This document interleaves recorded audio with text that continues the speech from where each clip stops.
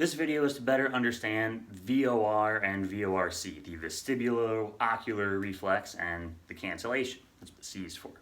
These are two of the balance drills covered in 3 pillars, and what they're focused on is the integration of specific vestibular input with visual target fixation.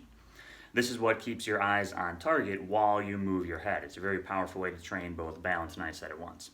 And I have my hands up in this weird configuration because this is a good way to conceptualize the semicircular canals that are responsible for your input of angular velocity, your sense of which direction you're changing to. So they're oriented around 3 axes to each other. Imagine X, Y, and Z axis, but a little bit canted. And so the left and right are pretty easy to separate. It's just a head rotation to the left while the eyes stay on target, a little pause, and a return to center.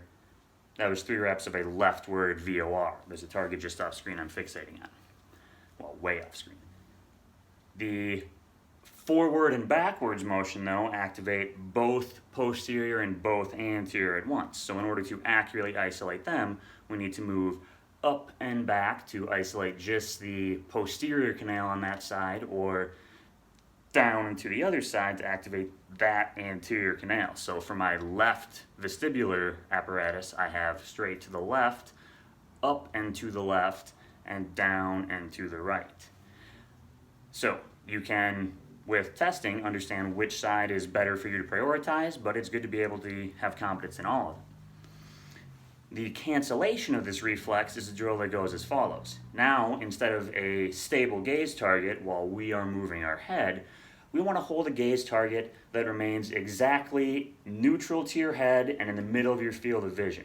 And so this is actually quite a challenging coordination drill, because if you're doing the do-it-yourself version, you have to hold your target in such a position that it starts off in the correct place, but also move your whole body commensurate so that you get the angular movement of your head, but end up with the target exactly on point. Not a little bit off to the side, not a little bit cockeyed at it, but right in the middle. And it's a pretty interesting challenge. You can even do this one in a continuum movement by moving in a circle. Really good way to bias one stimulus side at a time. So VOR and VOR-C, if you're watching this, I hope you already know about assessing and reassessing.